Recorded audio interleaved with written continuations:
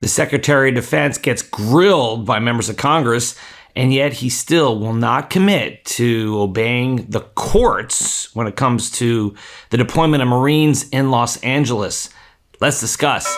I'm Dave Aronberg, former state attorney for Palm Beach County, a.k.a. the Florida LawMan here on Legal AF. Thank you for all your support, for all those subscriptions. Hit that subscribe button to keep our momentum going. Now let's talk about Pete Hegseth, the Secretary of Defense.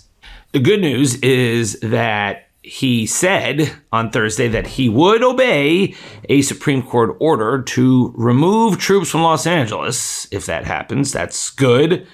But he declined to show a similar deference to other courts considering the issue. According to Politico, the Pentagon chief initially deflected when asked at a House Armed Services Committee hearing whether he would abide by a court's decision if it determined President Donald Trump's deployment of National Guard troops and Marines was unlawful. Quote, "What I can say is we should not have local judges determining foreign policy or national security policy for the country," Hegseth said. But the defense secretary later clarified he would obey a decision from the high court. "We're not here to defy a Supreme Court ruling," he said. So let's discuss this for a second. So we are in unprecedented times where Article 1, the legislative branch, those guys have decided to emasculate themselves, decide to give up all their power to the executive branch. We've never seen this before in history.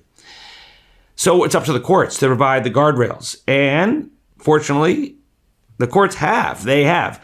Judges and justices appointed by Democrats and Republicans alike have pushed back on the Trump administration and has infuriated them. And Trump loves to bash judges because his base especially hates those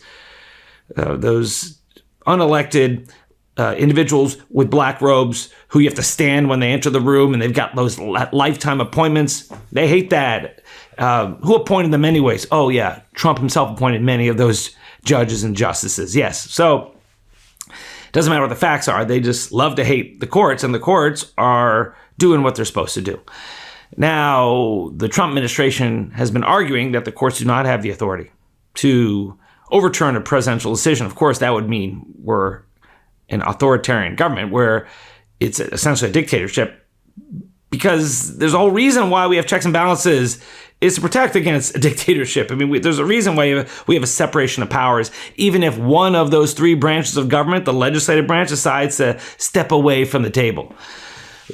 But when judges who have these lifetime appointments, federal judges, they don't like it when they are told that they have no power. They don't like it when they're told that you have no say in executive branch decision making. That's not how it works. The first case you learn about in law school is Marbury versus Madison, the case that established judicial review. So that argument is not going to hold water. Not many judges are going to rule with an argument that says that that judge has no power. It's not how it works. Okay, so you have Pete Hegseth saying, yeah, they'll obey the Supreme Court, which I do take as a positive, but then saying that these lower court judges have no sway. It doesn't work like that. And all you're doing when you talk like that is pissing off Chief Justice Roberts. Chief Justice Roberts is the key justice because he and Amy Coney Barrett are the swing justices on the Supreme Court. And the Chief Justice has the most clout, especially because it was the Chief Justice who issued that unprecedented immunity decision that Trump loves. And Chief Justice Roberts can giveth and he can taketh away. So you don't want to piss off that guy. And you can see that Trump understands this because although Trump will bash just about everyone else, he will not criticize Chief Justice Roberts because he knows that he needs Roberts more than Roberts needs him. And when it comes to Hegseth, he is intimating that he's not going to abide by lower court ruling. Well, the issue in California with that lower court ruling that says you can't use the National Guard, you can't federalize it based on Title 10, the law that you cite, because there's no rebellion here. Well, the Ninth Circuit Court of Appeals put a hold on that decision. So this potential constitutional crisis is on pause right now. I do think the Ninth Circuit Court of Appeals, who is generally progressive, is going to rule the same way as the district court judge. I think they're going to affirm the district court.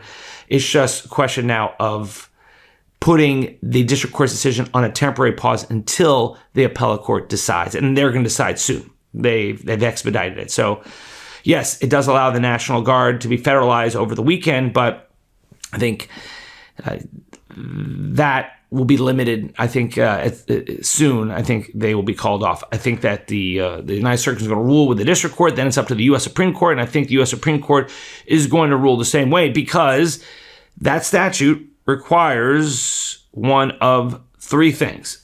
According to 10 U.S.C. 12406, which is the statute that Trump invoked, not the Insurrection Act, he invoked 10 U.S.C. 12406. The president is allowed to federalize the National Guard if there's an invasion. No. So that doesn't work. Number two, to suppress a rebellion. To suppress a rebellion.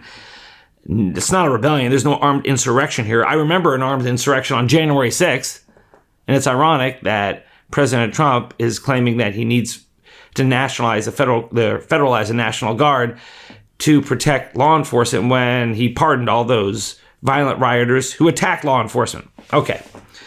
Or there's a catch-all clause in the statute that says you can federalize the National Guard under the statute if you need the Guard to execute federal laws if regular forces are inadequate.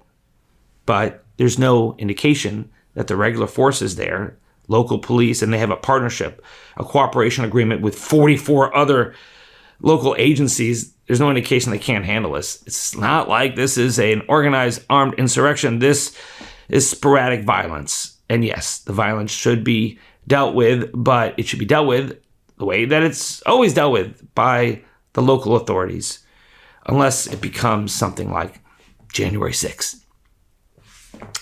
There are some exceptions, but this is not it. And that's why I think that in the end, the Supreme Court's going to rule the same way as the district court. But getting back to Hegseth, according to Politico, the issue marked a flashpoint during the third budget hearing this week for Hegseth and Joint Chiefs Chair General Dan Kane, which ranged from Ukraine aid to Hegseth's effort to root out diversity, equity, and inclusion programs in the department.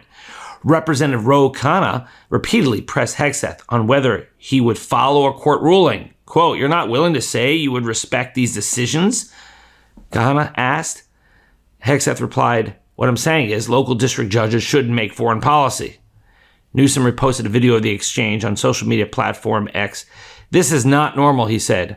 The defense secretary in separate congressional testimony on Wednesday suggested the administration could deploy troops elsewhere to assist in roundups and deportations. At that hearing, he wasn't able to immediately cite the legal justification for the deployments. So he's saying, yeah, we're going to do this elsewhere, but he couldn't cite the statute. And he's saying we're going to disregard the courts, even though you're not allowed to do that. But that's where the constitutional crisis is created. But it hasn't happened yet because the order in the district court is on hold. And it looks like the Supreme Court is finally over Donald Trump. That Chief Justice Roberts has decided that Donald Trump has been disrespectful to the judges, something that Chief Justice Roberts doesn't like, and that we're creeping towards authoritarianism. And you've seen from recent rulings where Chief Justice Roberts, and Justice Amy Coney Barrett have rejected the MAGA philosophy, rejected the MAGA arguments, rejected Donald Trump, that there seems to be the guardrails that we were hoping for. Even if it's imperfect, the Supreme Court has disappointed us, but they're all we have right now because Congress won't help. Congress is too scared to do anything. Well, that's why it's so important for all of us to keep speaking up, keep watching Legal AF and the Midas Touch Network. I'm Dave Aronberg, a.k.a. the Florida LawMan. If you like this video, please like, subscribe, share with a friend, leave a comment below. Thank you for all your support to getting us to 700,000 subscribers, and I'll see you next time. Can't get your fill of Legal AF? Me neither. That's why we formed the Legal AF Substack. Every time we mention something in a hot take, whether it's a court filing or a oral argument, come over to the Substack. You'll find the court filing and the oral argument there, including a daily roundup that I do called, wait for it, Morning AF. What else? All the other contributors from Legal AF are there as well. We got some new reporting. We got interviews. We got ad-free versions of the podcast and hot takes. Where? Legal AF on Substack. Come over now to free subscribe.